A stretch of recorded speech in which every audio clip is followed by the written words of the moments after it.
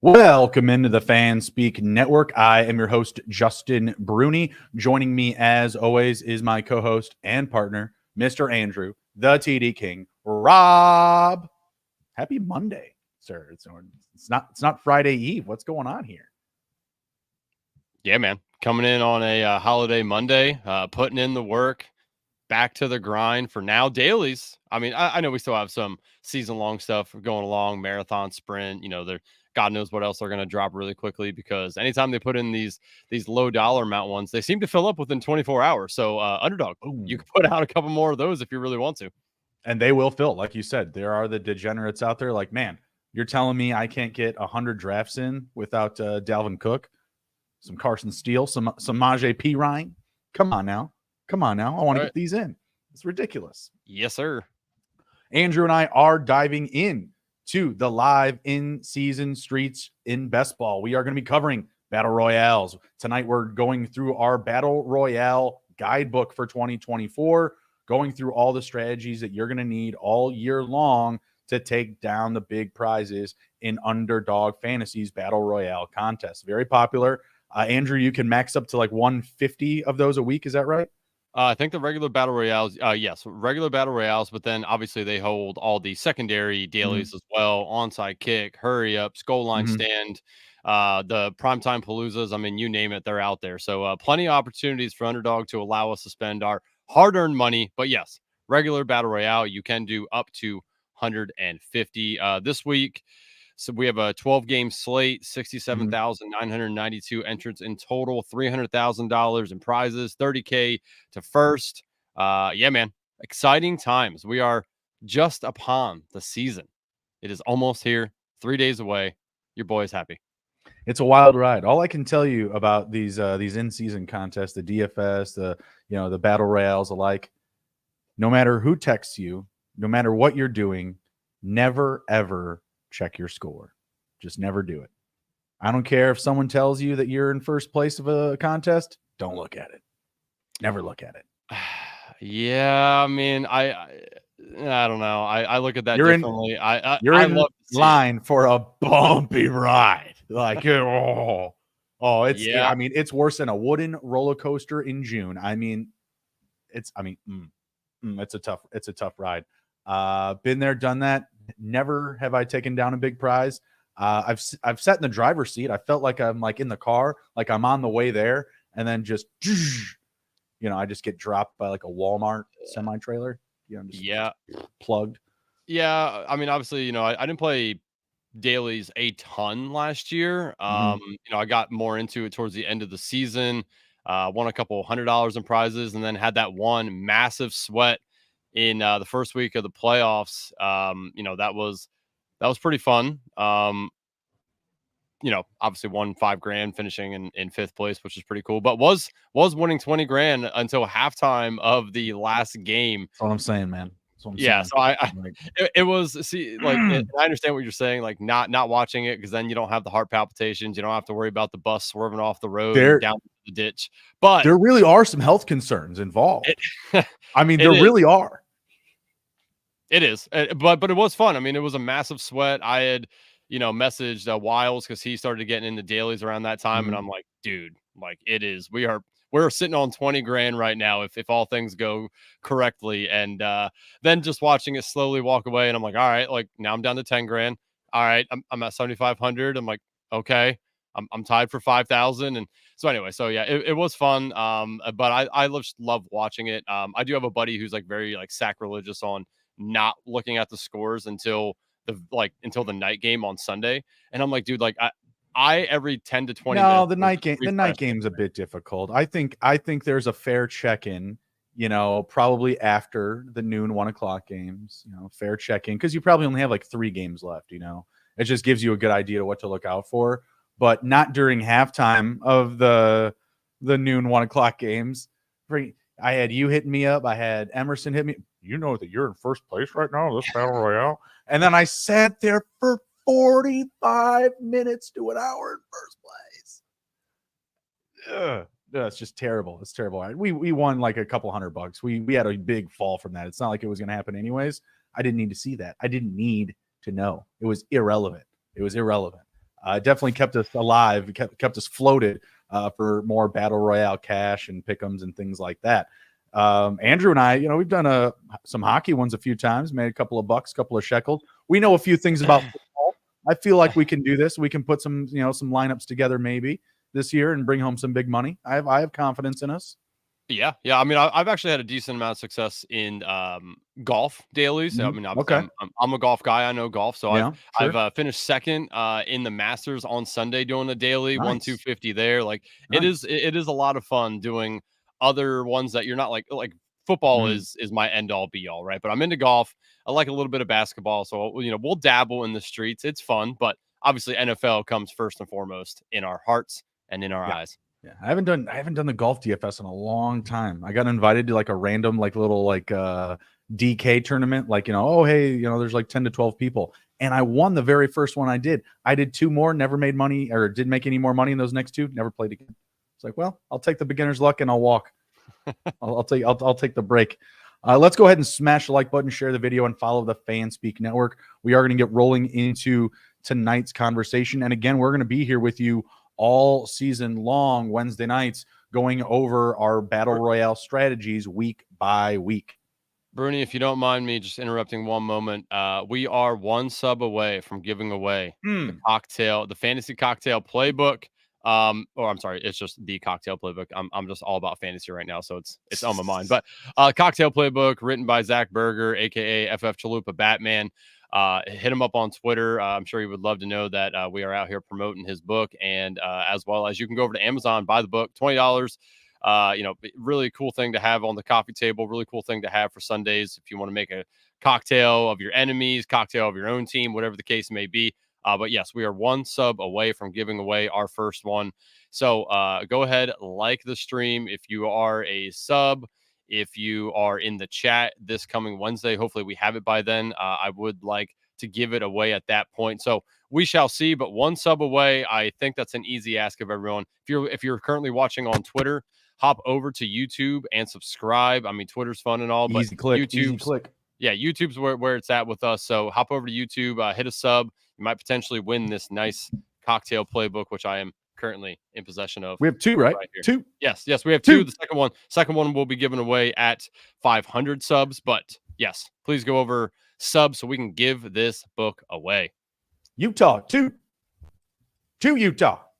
Also, Penn State 1-0, Notre Dame 1-0. We're riding high, baby. I love the people giving Shane Gillis shit for being in the locker room at Notre Dame. It's not like he wasn't a student there. Like, relax. Well, I mean, I would do the same shit. Yeah, say also if you're rich and famous and you have that pull, please tell me you're not doing that. Like, get the fuck out of there with that. Exactly. Are you fucking kidding me? I would be all up in the sidelines and everything for Penn State games if I was recognizable like that. 100%. Mike Rob, this is Canva. Okay. All right. Don't make me. I'll do it. I'll hit the escape button. I'll show it to you. I will. I'll make you look at it, Mike. I'll make you look at it. You better reform. That's not to say that I don't use Google Presentation a fair amount, Mike. It's just that tonight you're wrong. You better recognize. It's not PowerPoint. It's Canva. Look out. Just like HBO. It's not TV. It's HBO. Come on now. We're branding here. All right. Here's our overview. We're going to go into a very short introduction. Draft structures, draft strategies, playing the matchups, roster construction, value picks, contest strategy, and advanced tips. Andrew, we're leading off with an introduction into best ball battle royales. You want to take any of these here, the overview of the format or the scoring system? Yeah, I mean, do you want me to just read them all and then we'll go into it, or how do you want to do these?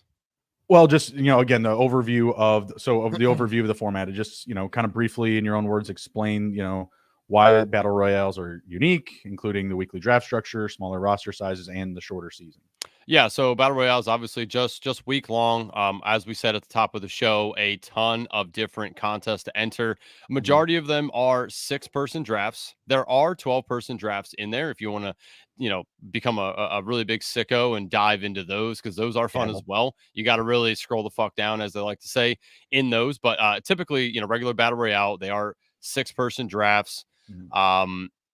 The draft structure is obviously 6 players. Has to be 1 quarterback, has to be 1 tight end, has to be 2 wide receivers, and has to be 1 running back. There is 1 flex that you can make between tight end, running back, and wide receiver.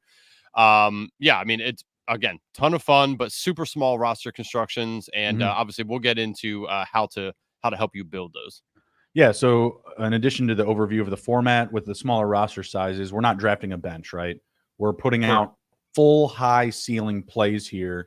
And you have, like Andrew mentioned, and we're going to obviously go into the roster construction quite a bit in the episode. But again, one quarterback, running back, two receivers, and a tight end. And that extra flex gives you the ability to, again, further attack matchups, further attack stackings. And it just gives you the opportunity to utilize strategy in your own preferred way or through like volume drafting. I did X, Y, and Z in drafts 1 through 4, and now 5 through 8 I'm going to do Z, Y, W, whatever. I'm going to do something different, and you're kind of identifying those things as you're moving along from draft to draft, whether it's again like stacks or just other high ceiling plays. Moving over to the scoring system, we're looking at again just half point PPR, so it does placate a huge amount of importance on touchdowns.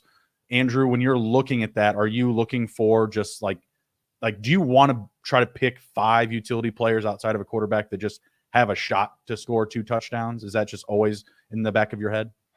So, I mean, since I do, a bunch of these, I like to mix it up. I prefer to always have a stack with my Mhm. quarterback, or if you get pushed out and can't stack, like let's say you take Tyreek Hill, right, and you're waiting a little bit, Tua goes, you're like, shit, like what do I do now?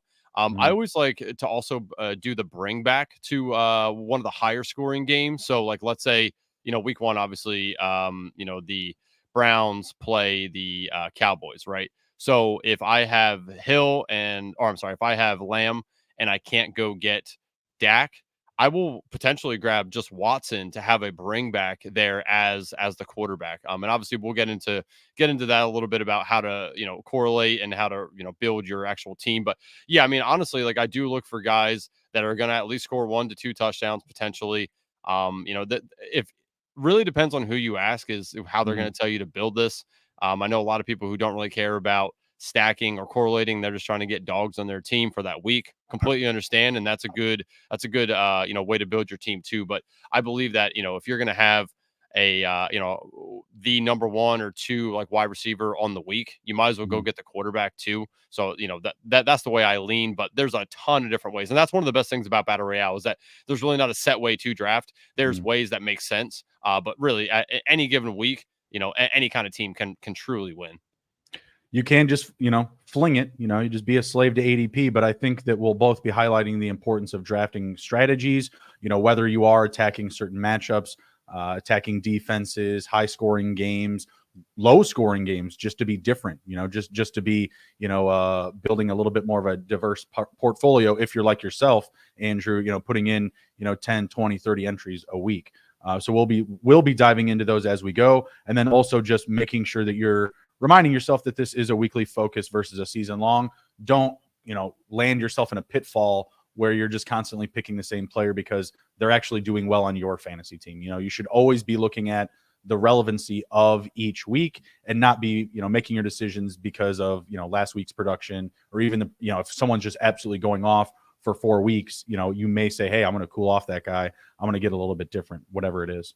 Right. And I saw Billy Jones in the chat saying that he said nitpicking, but this isn't best ball. All players score count. That is correct. Yeah. I mean, every player that you pick, This is they're best ball episode 129, sir.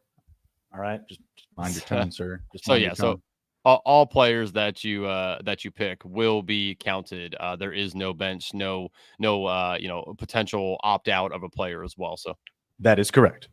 That is correct. We covered that. Just kidding. All right. Roster construction, as we said, 1 QB, 2 running backs, 2 receivers, 1 flex. That's actually not correct. That should be 1 running back right there. And how to influence draft priorities. So you would have, again, 1 QB, 1 running back, 2 receivers, and 1 flex, as we've covered. Draft order and impact, and, Andrew, and a tight end. and a tight end. Sorry. Maybe Yeah. that's So what we're so missing what there. one running back, 1 tight end, 1 flex. The draft order impact, is there anywhere where you're not looking to draft out of the 6 picks, Andrew? What do you mean? Like anywhere 1 through 6, is there anywhere that you're just, man, like you didn't like 12 all year, all Oh, summer long? no, man. In these, again, because you don't really have to go by ADP, it doesn't Mhm. really matter to me where I'm drafting here. I mean, obviously, you want to have a little bit of each because if you don't get the top pick, you're not going to get like this week. You're not going to get Hill, potentially not Lamb, like any of those guys. But no, I mean, to me, it doesn't matter. I can build a team, no matter where I draft from. Yeah, because again, with the kind of moving into the ADP insights, you're really throwing out any ADP rule books, right? I mean, it's just about Correct. getting into your notes, identifying the priority players for that week, and kind of almost building out your own rankings. I believe you can still do that on the Underdog app. You can go over there and just build out your own weekly rankings and load them up that way, even. So you can organize your That is correct. draft to show up how you do want to prioritize them. So there are some free tools available on the app already that you can utilize to put yourself in a better position week by week by week. And again, like if I saw any information about somebody falling, I just don't know if I really count on it to happen again, because these rooms, correct me if I'm wrong, in my experience, they're just wildly different. Very much so. Like I'll give you an example. This week, we don't know what's up with Jamar Chase yet. I Mm-hmm. saw him go in some of my drafts at 2 or 3, and then Mm-hmm. I picked him.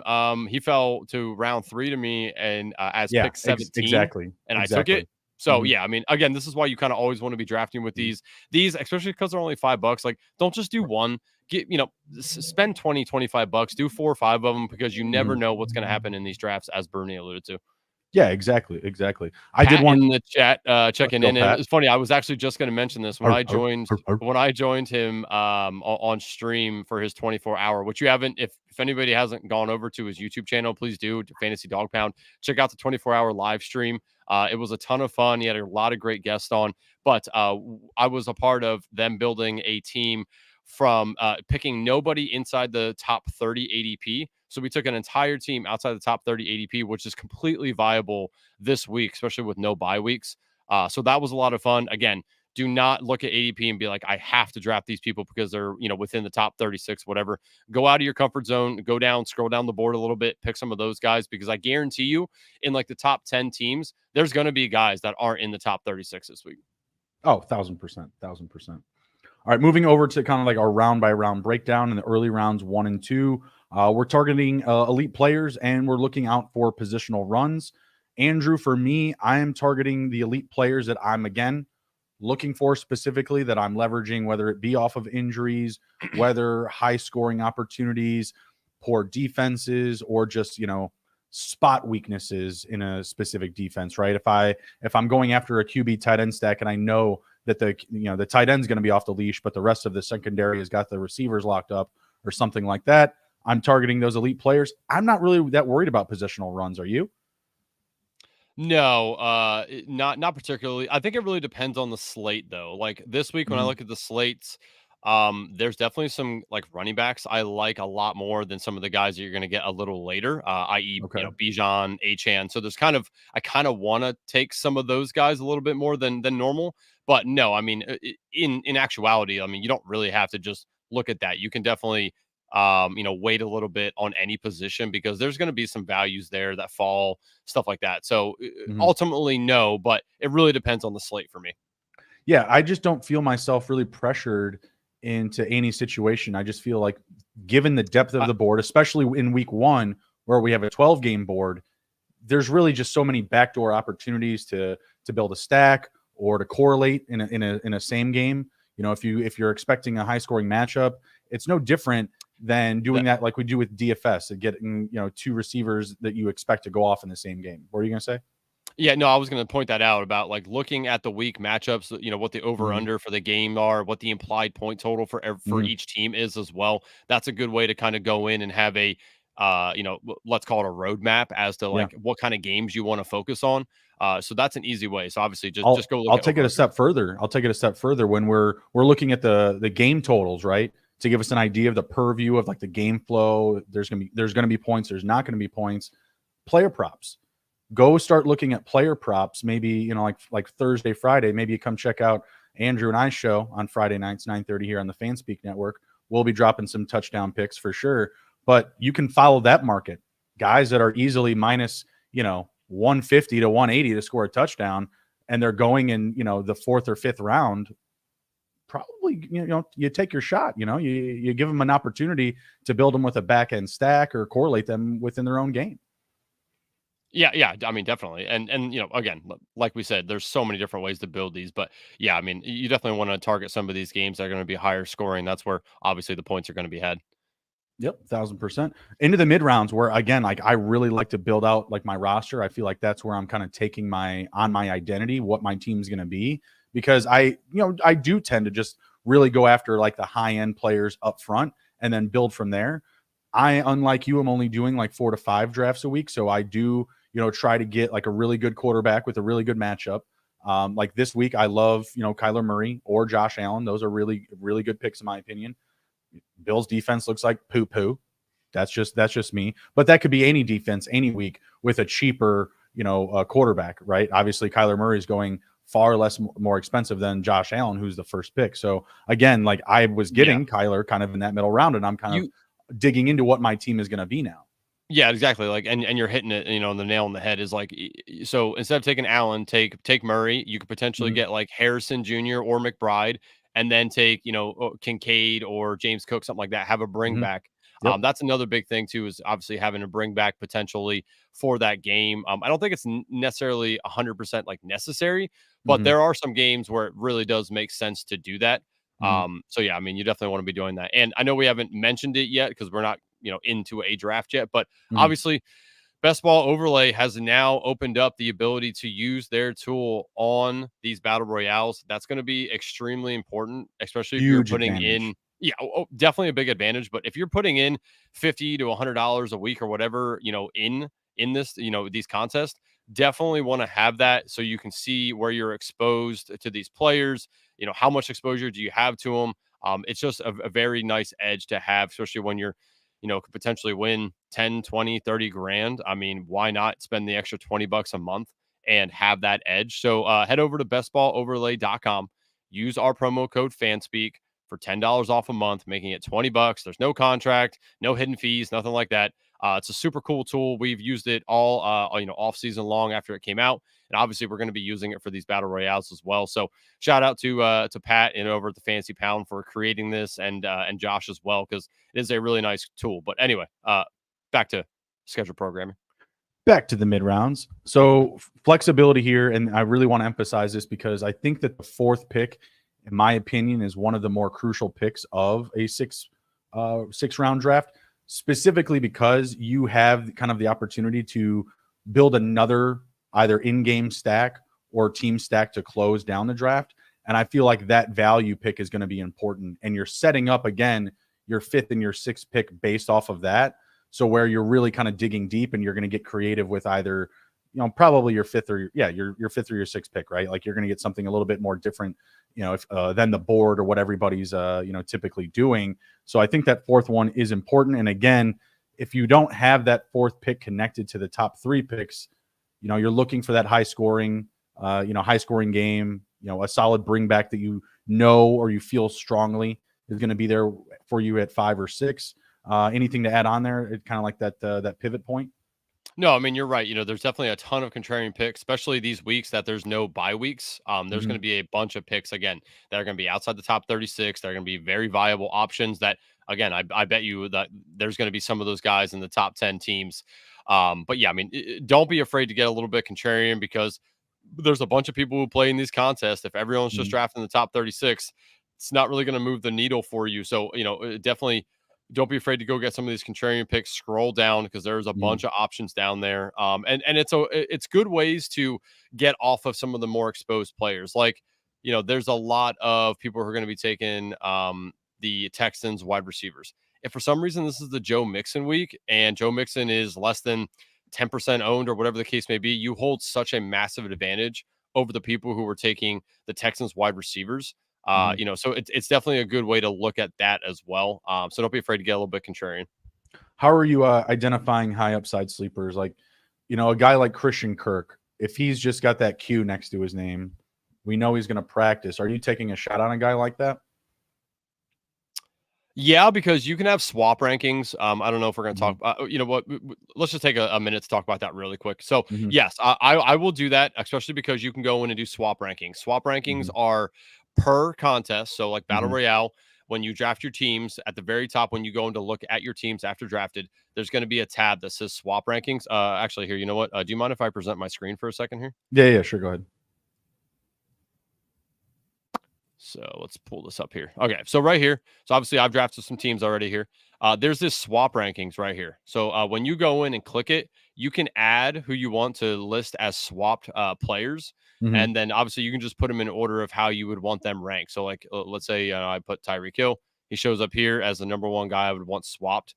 So you can go through and add those in. Like I've taken Jamar Chase. If he doesn't play, I'm probably going to swap that over to T. Higgins. So again, yeah, I'm completely fine with doing Q tags. As you can see here, I have Tyreek Hill and Adams on this team. Both have Q tags. I think Adams is going to play. I think Hill's going to play, obviously, but I will be watching those just in case something happens. And then I will go over here to the swap rankings and swap that out. So, yeah, definitely don't be afraid to hit some Q tags. You can get some nice values. As I told you, Bruni, in one of these drafts, I took Chase. I wish I could remember which one it was. I took Chase. And I got him at like 17. Is it this one? Okay. It might have been this one actually. So what about players like let's throw out two names like Greg Dortch or Jalen Tolbert in offenses with, you know, I wouldn't say overly under, like there's clear paths to potential touchdown scores in my opinion, just because Brandon Cooks coming in a little beaten up. There's really no one to supplant after Harrison and McBride. If you're taking a shot like that, I'm assuming it's going to be based on stacking. But how often are you trying to do that with like your sixth pick? Like, because something like that's way past 36. Like you're looking at like 86 potentially. Yeah, I don't know if you want to get that cute. Okay. I mean, there's probably a limit that you want to stop yourself. You want to look. You still want to look for guys that are going to have volume or are in games that are going to be higher scoring. I mean, you want to go off the reserve a little bit, but not way down the board. I mean, that's just too cute because then you're probably still leaving guys there like Terry McLaurin, for instance, doesn't get drafted all the time. I'd much rather just take Terry than take Greg Dortch, who might be the two on the team at that time. Right. So I think there's a good way to build that team and be contrarian, but there's also a way for you just to essentially just piss your money away. You don't want to go too far down the board. I mean, far enough.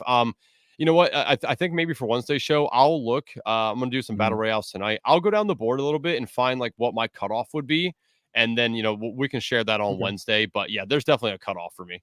Well, if we get to the time here, we can do one tonight. They don't take very long. It'll take us like 10 to 15 minutes. So it's not it's not going to be an end of the world situation for us.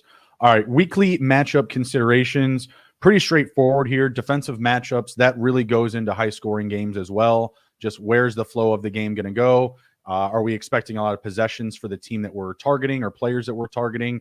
That's really what you want to look for. It's not just because, that defense is bad. It's because the offense that you're going to be getting involved with is going to have a lot of possessions and a lot of time with the ball.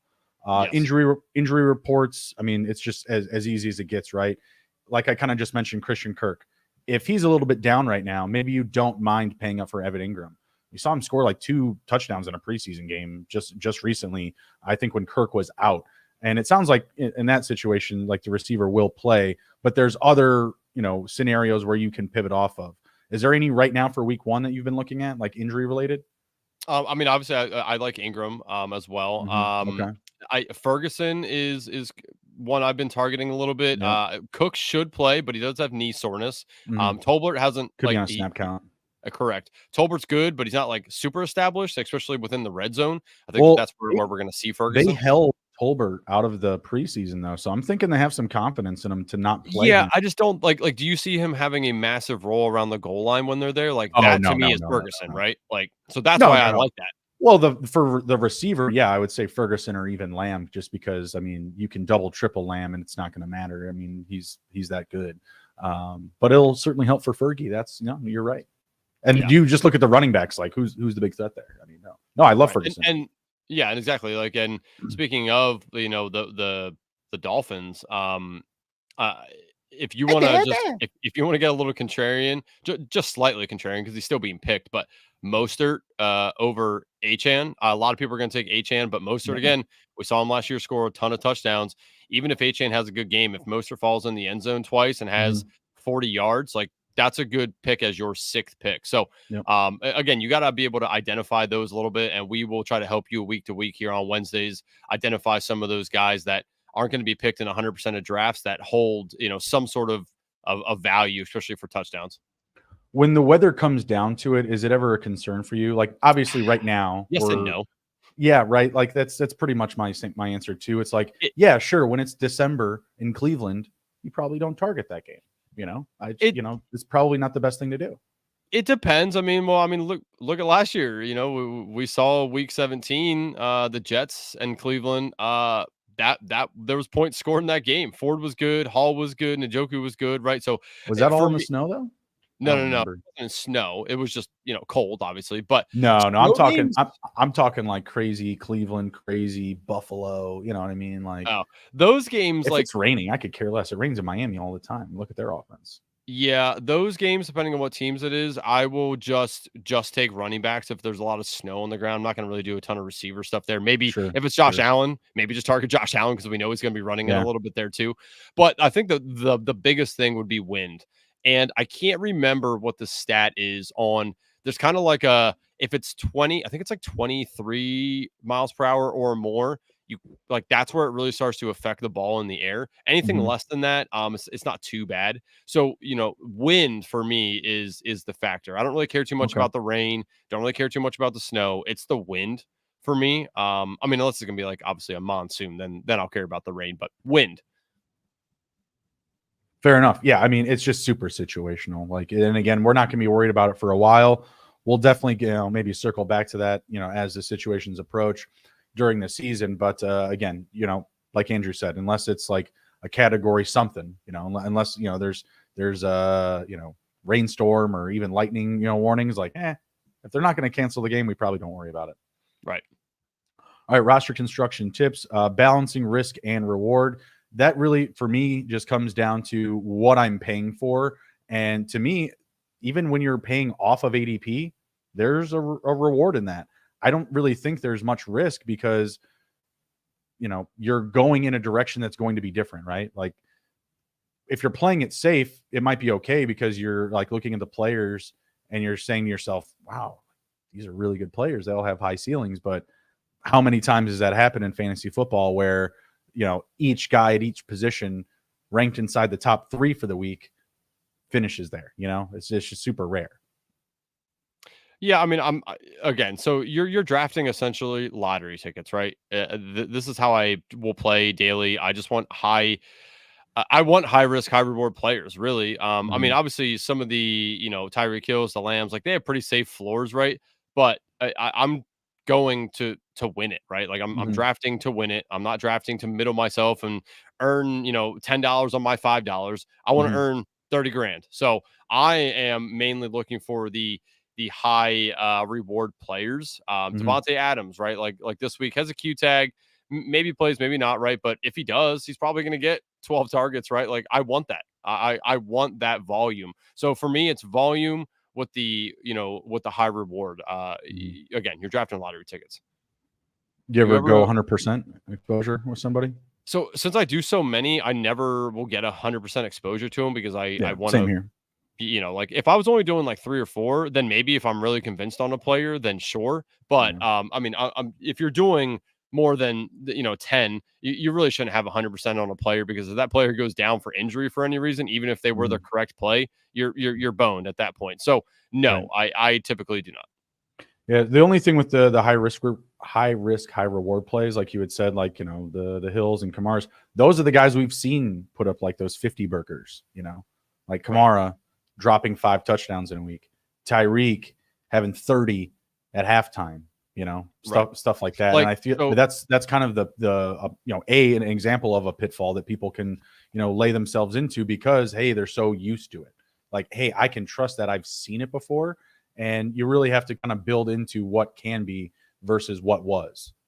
yeah. And so I'll give you an example. Like, this week, Evans and Hmm. Achan, Hmm. both are guys. I'm sorry, Evans and Ken Walker are both Hmm. guys I really like. Both have soft matchups. Hmm. Uh, but I'm not going to overexpose myself to those guys. I'll have a Hmm. decent amount of them, but never 100% because it can go awry. Uh, But yeah, I mean, I know we'll get into those, but I really like Ken Walker this week. Denver's run defense is awful.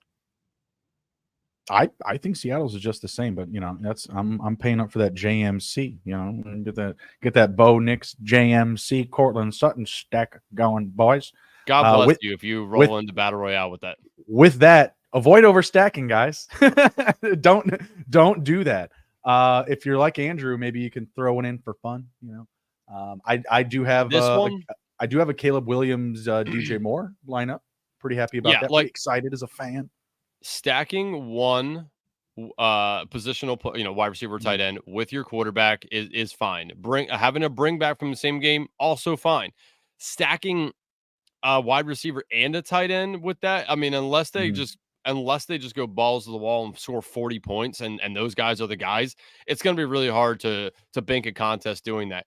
This is all slate based for me. So, when we get into the playoffs and the slates are less, there's only 4 or 5 games, whatever the case may be, that's when it's okay to do that. Like, again, last year when I won $5,000, it was Baker, Evans, and Otten. So, but it was a small slate. It was the first week of the playoffs. You just did it. You just said, right. But again, that was slate based. I know. Slate based. When there's 12 games, I'm not doing that. It's too much. It's too much. It makes me so happy when you say that, and then you're just like, but I won $5,000 doing that, just like you did with Devonta Smith and AJ Brown.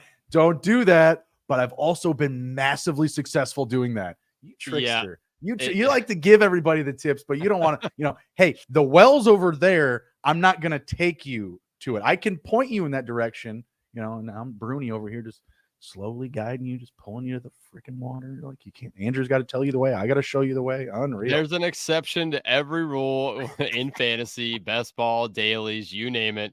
Again, the slate based. I'm just kidding. Know your contest, know the slate, know how many games there are, know how many contestants are in it, and again, like Battle Royale, there's a ton of players, right? But some of these other ones, there's only like 1,500, 2,000, 3,000 players. I like to control myself a little bit more and not get too contrarian there, because really you don't have to. I don't think. So again, know your slate and know the game you're playing.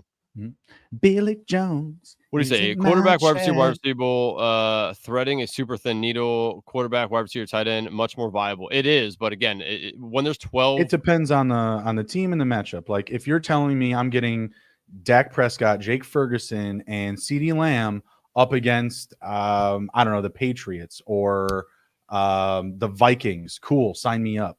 But if it's those guys versus, I don't know, even the Giants, like, they have a good defensive line. The Giants is probably a good matchup, though. So I mean, like, go down to Battle Royales right now and look at the games. Like, tell me the game that you think you should be taking a quarterback, wide receiver, and tight end from, where you think that can win you the contest. Like, I'm not sure that I don't know if there's an answer, but I'll look. I mean, I don't know if there's an answer to it, but we can take a peek. It's just tough. Like, you really got to hit the nuts at that point to do that. And that's, I don't know. It's just really tough, I think. And what about Derek Carr, Juwan Johnson, Chris Olave, Panthers? As my son would say, he'd look at you and go, bruh. Caca? That ain't it. He says, bruh, that ain't it. He does. You've taught him well. You've taught him well, if that's the case. No, we always tell him, like, do not talk like it. Cousins, London, Pitts. No. Okay. Hey, I'm just throwing it out there. Sure. Okay. So it, and this is the point I'm trying to make, is in that scenario, how many points, how many Falcon points do they need to score for that to work? So the Falcons would probably need to put up like 38. 38. And how many of those points do you think need to be some sort of, connection between Cousins, and how many touchdowns? Well, that's what, if you're at 38, let's just say there's 28 touchdowns or 28 points. There's 2 touchdowns apiece for both. Can I have it? Can I have that? Could it happen? Sure. Is that sure, yeah, sure. Is that really going to happen when you also have Bijan on the field? Probably not. Probably not. Like, but what if Bijan got hurt? I knocked on wood. It's fine. It's fine. I knocked on wood. It's fine. So Mike Rob saying Stroud, Dell, and Schultz. Like, when you look at the tight ends that are there, is Schultz really going to be that guy over McBride, Kincaid? There's just too many good tight ends where I think that isn't viable. Jaden, Sanat, and McLaurin. This is fun. Let's keep naming them. Right, like you're making my fun. point. Like, no.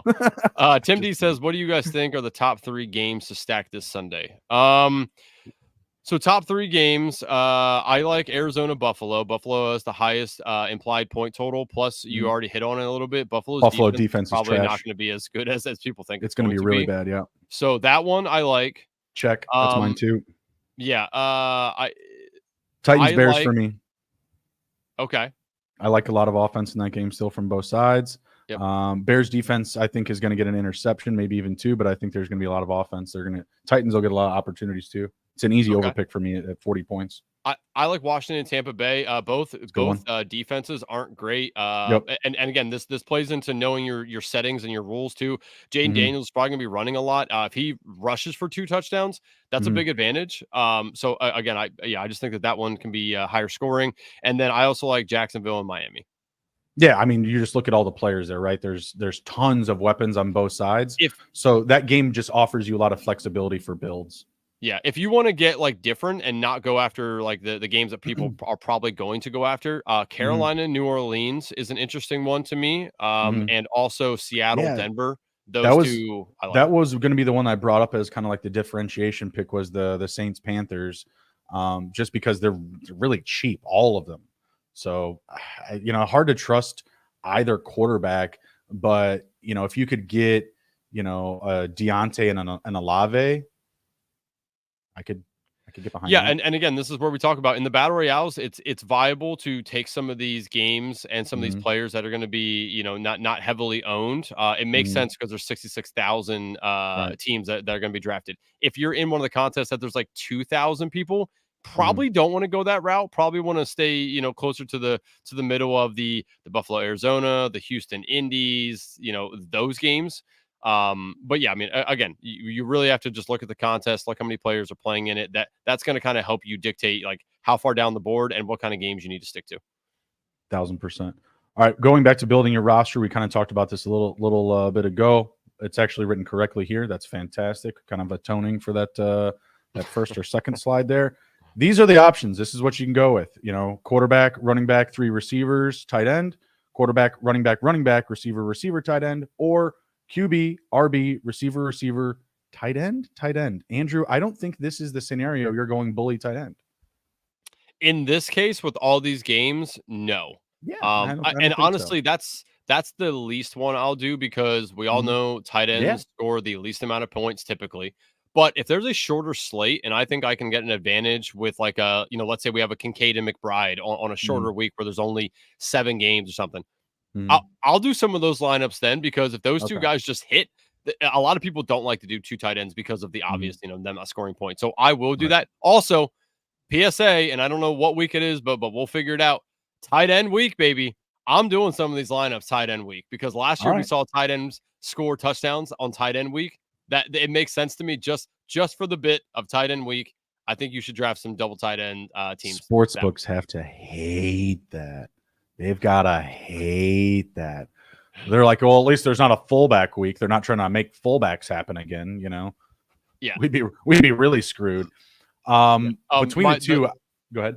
Oh no, I was going to say my favorite one is double RB just because of the underdog scoring with half point PPR. Yeah. So I do like the double running back, but I mean, as you see, the example I pulled up when I pulled my screen up was I did have 3 wide receivers. That's very viable as well. I just prefer two running backs. Yep, that's fair. I mean, between the two, it's just again different builds, different strokes. Taking a look at different opportunities. If you get a receiver that falls, I think that's the way to go. But most consistently, I would agree with Andrew. You're going double RB there just so you can get more red zone touches. Also, one of the benefits of double tight end is just you don't have the baseline safe floor. Or identifying value picks, undervalued players, matchup based sleepers, and rookie and breakout candidates. How are you identifying undervalued players? Is it all just based on ADP? Is it based off of the points? I know we talked about weather a little bit, and we're not really trying to actually draft injured players. Maybe we can build them into some stacks, kind of use the swap rankings like you said. But kind of, I think we may have asked you this earlier too about the undervalued players and how you clearly identify as like, hey, this is someone that's cheap. that I really want to get, whether it be, the game, the stacking, maybe it is an injury opportunity. Someone was hurt ahead of them on the depth chart. You see like a Jacoby Myers or Devontae Adams go down, and then, hey, maybe I am looking at a Trey Tucker before market adjustment. Yeah, I would say undervalued players, stick to a couple different, notes. One is if there's an undervalued player down there that levels you to the playing field based off of who else is being drafted from that team. So, for example, a lot of people are going to be taking Tyreek Hill, Waddle, Achane, whatever. Again, Mostert is there. He's a little bit down the board. That's a guy that'll give you some leverage over the field. He's undervalued. We saw last year he scored a bunch of touchdowns. He could easily do that again, especially week 1 right out of the gate. So like that's somebody I'm looking at. Two, so besides one to leverage yourself from the field a little bit in a higher scoring game is look at those point totals for those games. You're going to get some values down the board for game totals that are up in the high 40s, low 50s that are down the board that everyone's taken all the top guys. Not too many people are taking maybe a second wide receiver on a good team, or the tight end from that, whatever the case may be. So, look for those point totals as well. And then the third thing would be just look for a correlation that kind of makes sense on a higher scoring game. Can't think of any examples off the top of my head right now, but it would be something like you have a game that point totals 49 or 50. A lot of the top players went, and you see a guy down here that that you've drafted 4 or 5 drafts already, and you didn't see him go once. That guy's probably like less than 5% owned. Again, leverage to the field, high scoring game. That's how you really look for an undervalued player, and then obviously a bring back or a correlated piece of a higher scoring game. Tim D's asking, are there some vet receivers that could put up like 20 points? Could fly under the radar. One veteran, I don't know about veteran. I mean, he's not like a super vet, obviously, but George Pickens is a guy that can have a boom game for you. He's pretty boom or bust in my eyes. He is not being taken in every single draft. If you want to take a shot on him, I don't hate that. Especially if you have like Bijan and you want to have a bring back with George Pickens, like that's a guy. Terry as well is probably gonna have like a fucking 50% target share week 1. I mean, what does not Daniels like Matt do? Collins. I don't know, but yeah, right. So he said like a Thielen, and then he went to Matt Collins. Those guys are not the same, brother. No and no. In these contests, like, nah. You just again, you don't want to go that far down the board. I will throw out a Malik Washington. I do think there is something to your skill set combined with the offense. I mean, I know that everyone is gaga over the Texans offense, right? But at the end of the day, Stroud still he only threw 23 passing touchdowns last year. The Dolphins, they put up a ton of points. That's an offense where I'd want a third receiver in. I know everyone's gaga over Tank Dell, but it's like I would rather have Malik Washington for free in a stack than Tank Dell at his price. See, I can't get with you on that to a certain extent. Now, if Waddle's out, all day, I'll take some Malik Washington shots then. But if Waddle's in and they have got Raheem Mostert 18 touchdowns, that makes River Craycraft semi-relevant when he's on the field. Like they're just go look at the game log. In what game did you see a third wide receiver have a massive game last year? They can be involved. It would have to be without an injury. It would have to be without an injury for sure. Yeah, like if Waddle's not there, then I think the Malik play is fine. If Waddle's there, I'm not touching Malik with a 10-foot pole. Damn, and a rookie week 1 again. Yeah, we're gonna have to get some board bets for just week 1, Andrew. For just week 1. Okay. I mean, it's so bad. I hate going into week 1 with such a massive lead on one specific board bet. Just that Clyde Edwards-Helaire out for 4 weeks already. That's gonna hurt, Andrew. I don't even remember which board bet that is, but that you don't remember. You don't remember Alexander Madison versus Clyde Edwards-Helaire? Oh yeah, okay. I told everybody about it. I'm not worried about that. I mean, Dylan Laube, whatever. He's gonna take over Madison before week 4. Laube on Laube on all of Andrew's Battle Royale matchups. I have some. I do have some of Dylan in the old BBM. So dang. Well, yeah. Come on, Andrew. I drafted your mom in BPM. Come on, I drafted everybody. Nice. Everybody. She's out 4 weeks with a broken foot, so low exposure. Sorry. Contest strategy, maximizing entries. This is definitely for you. Why? What's wrong with maximizing entries? There's nothing wrong with it. It's no. I wish I could. I want you to cover it because you are. I will not be maximizing entries. At least not in the ones that you can do 150. So there's like But the you're engage do, 8. What did you? How many did you say you're gonna do? 10, 20 for BBM? I mean, I'm sorry, no, for BBM. for Battle Royales. For Battle Royale, probably like 25 to 50. That's pretty. That's a good amount, I'd say. It is. It is. I mean, do you know the math on how many people are maxing out the contest? I'd say 30 to 50 is like really a lot. Like that's good, but it's a lot. Yeah, I would say there's probably roughly in that range of people who will max these Battle Royales. Is it more than 20 people are maxing those? Probably, yeah. Damn, that's a lot of folks just maxing that out. Yeah. What is the math on that? What's 150 by 5? 750? Yeah. Ooh, look at that math we just did there just now. It's not too bad. But like so there are some. So that one I'm not, but like the extra point is actually no, I'm sorry. The extra point is a single entry. Those are fun too. They do have single entry ones.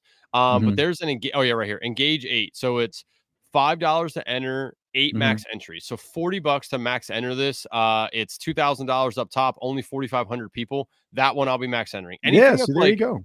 Anything that's like less than like 20, I'll probably max enter those just because it is an advantage over some people. And I do like that it levels the playing field.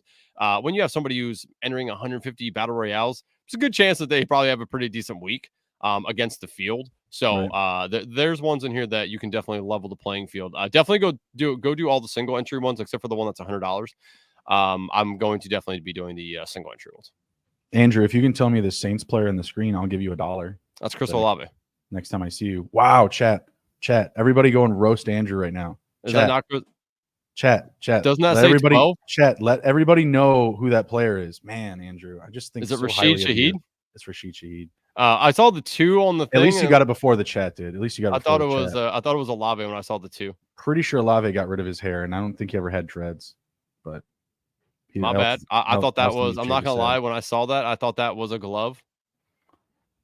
Hoochie Mama in the chat. I mean, who Hamas? Sorry, I love that commercial. Did you say Hoochie Mama? Oh my god! You remember that with the TJ? Who? No, it's TJ. Who's your mama? Isn't that what it is? TJ Hoochie Mama. You don't remember the old fantasy football commercial? TJ Hujmanzada. The guy couldn't pronounce it, and then the thing it says like, know how to pronounce your player's name, NFL or whatever. You know, come on, man. Sorry, dude. Sorry. Come on, bro. Come on. I let you down. Playing the ownership game. I mean, this to me is just knowing your exposures. I mean, if you're doing like the multiple contests, like Andrew, I mean, there'll definitely be some weeks where maybe I do max out some of those 8 entry, 10 entry type of things. But for the most part, you know me, just like the BBMs and the big boards, I'm just going after the big old chunk of change, going after the big prize. You got to build a bankroll. No, I don't. No, I don't. No, I don't. Stop it. We need to get you talking to Wiles. He's going to give you some financial advice here. Is he bought? I've been told to buy Kava. People are telling me I need to buy Kava. Have you bought Kava? I'm not. I don't know. Or maybe I have. I don't know. Jake manages my money. So damn, maybe. You don't even know. Jake's on that. No, Jake is stacking equities for you. You don't even know about it. He's correlating shit behind the scenes. Yeah, and you're talking to me about managing a bank. Get the hell out of here. The hell out of here. I can manage my underdog portfolio, but I can too. I did very good this year. I felt very good about my player portfolio this year. I was like patting myself on the back, like, hey man, like you did it. Like, like well done. I kind of want to give myself like a treat. What did that say?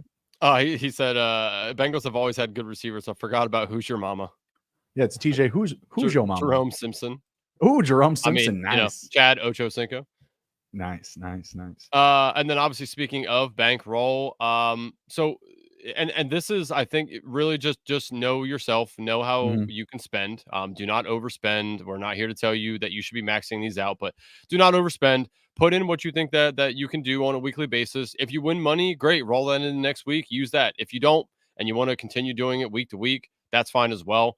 I am probably going to be uploading half my season bankroll within the first couple of weeks and see how that goes.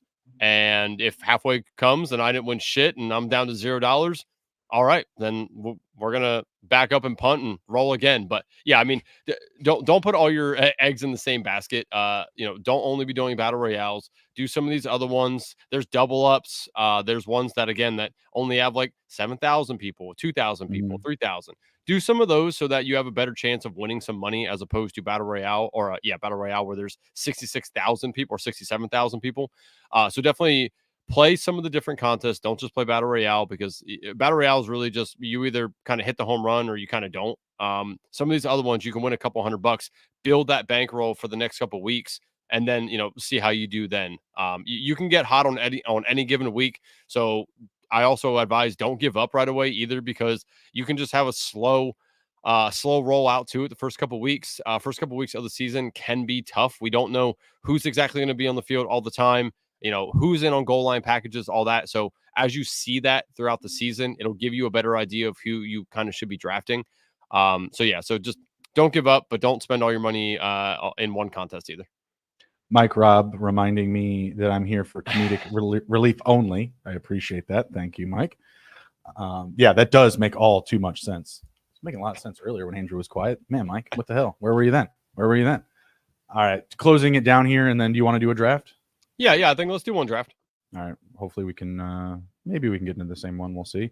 Game 3 concepts, introduce game 3, leverage, stacking, correlation. We've already covered all that. Yep. I will say for projections and tools, I'm not a slave to ADP or projections, but man, bestballoverlay.com, like they've got a lot for you, like we were mentioning. Shifting game totals, ADP market, kind of seeing what stacks and what players are going to give you more differentiation and more diverse stacks. Weather, I believe, is in there. No. I don't know. I have not. They literally just released it for battle royales. I've not uploaded it yet to take a look at it. So I'm not 100% sure. That would definitely be the big tool that I'd be using. You know what? I think I have it my notes here up about what. Let me look at Best Ball Josh here. I think he just put this up. Yeah. So here, hold on. Let me reshare my screen here. I'm gonna take this. Hold on. No, you can take it down because we're good anyways. All right, hold on. I'm gonna share my screen here and pull this up for everyone to see. While you do that, I'm gonna get Underdog going. So here, this is a screenshot from Best Ball Josh, who has created this with Fantasy Dog Pound Pat. This is what the overlay is going to look like. So it looks like over here we have the players, your exposure, the what the spread is for the game, and then the total as well. Here's your queue, so it'll kind of show you what the queue looks like as well, and then obviously here's your team.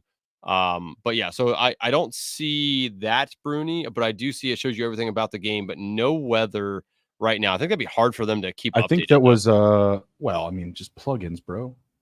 These dudes are wicked smart. I think they'll figure it out. I thought I saw it like on some notes that they had given us ahead of time. So Pat or Josh, if you're actually in the chat and you want to share that would be great. And Meg, if you know about the weather setting, that would be helpful as well. It does. I mean, it is pretty cool though over here. I mean, where it kind of shows if the team is favored, if they're an underdog, what the point total is. The point total, again, the thing in the green here, that is what's most important to me, the point total. I do really, really, really enjoy that. And then obviously on the screen here says, so Wednesday nights you can look at Steve's rankings and my scroll down list and let us know what you think. Hold on, wasn't there just another comment here? Yeah, Steve's UD rankings will be on fanspeak.com. Of course, if you haven't already, head over to fanspeak.com. Lots of cool articles, obviously underdog rankings, and they'll be released on Wednesdays for scroll. We'll insert the fuck down candidates here for everybody. So definitely head over to fanspeak.com and look at the rankings. And then, of course, catch Bruni and I Wednesday nights talking about our rankings and our thoughts on that as well. I mean, if we can't get the JMC, the Jalil McLaughlin Selena t-shirts, can we at least get scroll the, fuck, but it's like kind of like blanked out down t-shirts? I mean, what do I think they do have those. I'm just printing money out here. They're already out there. I'm pretty sure the Badge Bros have scroll the and then like a thing. Boo! Of course they get everything that's fun. Badge Bros are awesome. I love those guys. No, they're great. Everybody in this community is great. I'm ready when you are, but don't. Hold on. I'm gonna do it on my phone. I'm gonna do it on my phone because God knows what happens here. Hold on. Yeah, you count it down. I already have it pulled up on my phone. Let's both click in at 2, and the chat, you can click in after 2. Don't be bastards. You wait till after 2. All right, are you ready? Yep. All right, 3, 2, 1, 0, 1, 2, 3. 2 more start. Yeah, I thought you were going to start at 5, bud. Wow. Wow. So chat, one more to start. You believe I got to throw this second flag today? Oh, stop yourself now. I'm not picking it up. All right. Oh, I'm Bruni, not picking look it at up. us. 1, 2. If you're in here with us, weird. if you are weird, Swayze Express, Matt Grand 95, or DeMoney, or Buck I Remus, whatever, let us know. Yeah, Bucky Remus owes me money, that punta. Oh, geez. I'm just kidding. I don't know who that person is, but I think we all have badges. So that's cool. Yes. I don't have to feel left out. That's awesome. Mike Rob got the 5th slot. This can't be my exposures to this. No. Yeah. No, they're still uploaded. You'd have to go into the extension and now upload your new exposure list from the previous drafts. 10-4, buddy. Again, no problem here, Bob. No problem, Bob. I will be taking Tyreek Hill here. So, Brundog, you can super plan accordingly. You know what? You super suck. Plan accordingly, sir. I'm just kidding. In my home league, I did a little. Mike Rob in the 5 spot. Dumb money. My man. Look at this guy. We should have known that. I thought it looked familiar, but I didn't want to say that and then be wrong. So let's talk about these teams as we go through it for the people. So, like, obviously, I might be targeting Evan Ingram on this one here with Tyreek. Mm-hmm. I've done the HN and Ingram a couple times. I'm not sure I have the Hill Ingram yet. I wish I would have my exposures in here. I could tell myself that. Damn. You just pull it up on a second screen, buddy. I could do that. I actually much pulled up on my phone, so I know that. So for Hill, what do you like more, team stack or correlation in the game? I kind of think correlation in the game might be more important. Correlation in the game, I kind of like that a little bit better. Like going after an Ingram or going after, I mean, I know you don't want to hear it, but maybe some Gabe Davis. Gabe Davis is a field breaker, man. You want to talk about somebody that can put up 2 touchdowns on 3 catches? I do not have an Ingram Hill yet, so I might I'm gonna queue that up there. No, you're not gonna get HN. Nah, see, I don't know if I want to do that. Like, I don't think I would want to go Hill and HN because, again, like, Hill would have to score like 2 touchdowns, HN would have to score 2 touchdowns for it to like truly make sense for me. Mm-hmm. Damn. See, I was gonna take Mike Evans there. That's tough. Mike, Rob, JJ, and HN. All right, I like that start. He can come back with like neighbors here if he wants. I mean, he has some options. Mm-hmm. See, now I could take ETN as well. That's an option. I don't think I want to go that route, though. All right, so we're going to take Evan Ingram here. Then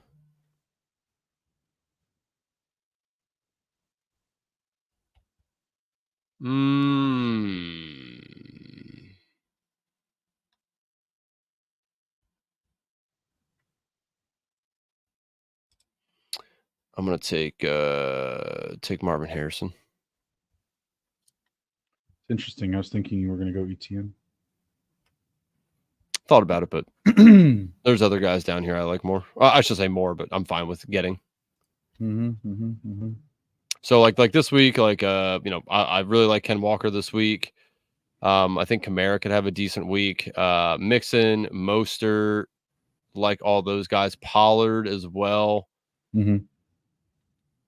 I mean, and then there is some like Chase Brown or Zach Moss as well have some interesting matchups and cases for this week. So there's some guys.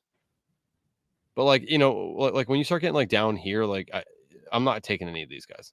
Not taking Chandler, Charbonnet, Wright, Algier, Dobbins, Gibson, like none of those guys. Right. I have an idea of what I'm doing. I mean, I'm literally like trying to build a queue up in person here. It's a little bit more different with the commentary. We're always so good at this for BBMs because we've got all sorts of time. Damn it! This is what the. to make up for What? mistakes. Why would Bucky take Kyler? What do you? Because they hate us, Andrew. Because they hate us. Unless They hate us because they ain't us. I mean, he doesn't have McBride either. It makes no sense. All right, whatever. You make no sense. Check our boy out there. He has CJ Stroud, Achane, Jefferson, and Neighbors. Yeah, I like this. I like this combo of the Jefferson and Neighbors. Najee. He can still, yeah, and then he's probably going to grab some sort of Houston receiver, I imagine. I was thinking about a Houston receiver as well. Let me see what I want to do here. No, I don't want to do